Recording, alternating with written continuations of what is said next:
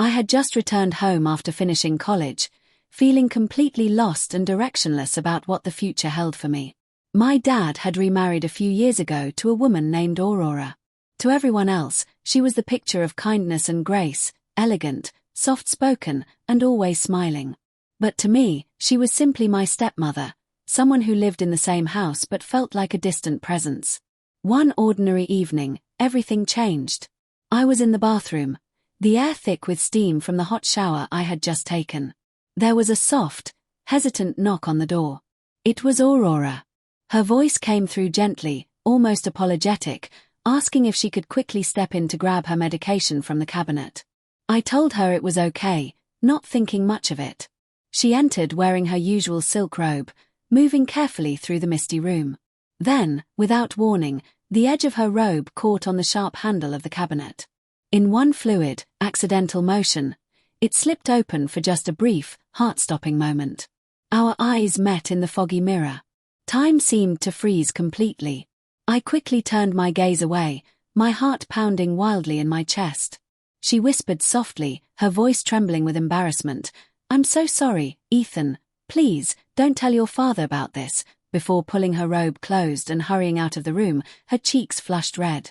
That single unexpected moment lingered in my mind long after she left. I couldn't shake it off. The very next day, Aurora found me sitting alone in the living room. She approached slowly, her expression filled with nervousness. "Ethan, about yesterday," she began, her voice barely above a whisper. We sat down and talked. What started as an awkward attempt to clear the air slowly turned into something deeper. The bathroom incident had stirred feelings in both of us, feelings we had never anticipated and certainly never wanted to admit.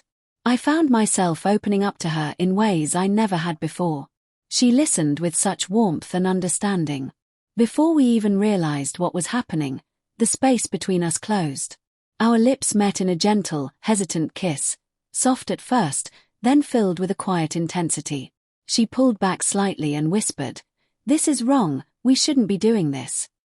But her eyes told an entirely different story, one overflowing with unspoken longing, curiosity, and desire that had been hidden for too long.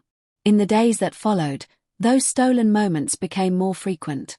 We were careful, always aware of the risk, but the pull was undeniable. One quiet afternoon, as golden sunlight filtered through the curtains, she looked at me with trembling lips and said, "I can't stop thinking about you, Ethan. I know it's terrible. I know it's a betrayal. But I've never felt this alive, this wanted, in such a long time." We moved toward each other slowly. Her hand slid gently beneath my shirt as we came together in a passionate embrace. The world outside that room seemed to disappear. The guilt was always there, whispering warnings in the back of our minds, but in those private moments, the guilt faded into the background, replaced by a connection that felt both beautiful and dangerously real. Yet, deep down, we both knew this couldn't last.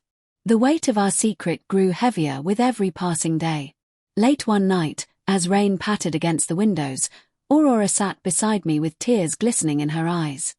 "We can't continue living like this anymore," she said, her voice breaking.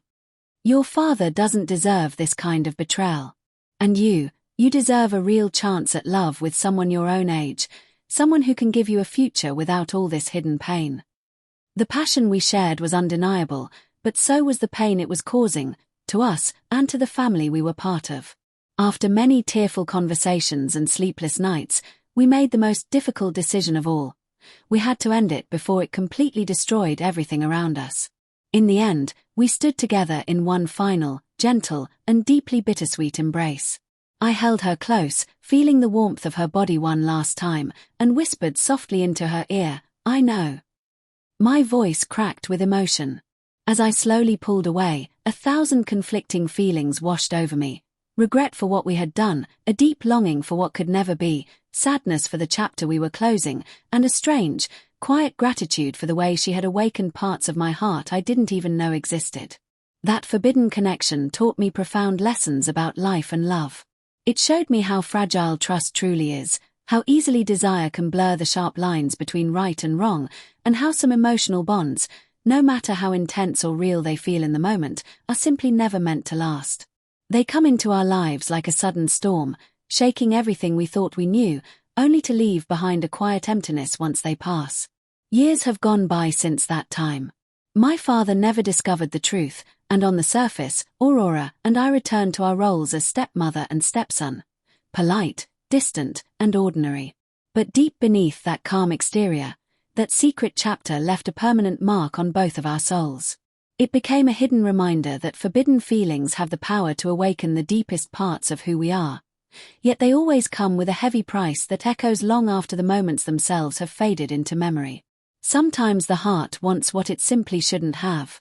Sometimes the most beautiful connections are the ones that test our morality the hardest. And sometimes, the greatest act of love is finding the strength to walk away, even when it breaks a piece of your heart forever, in order to protect the people who matter most.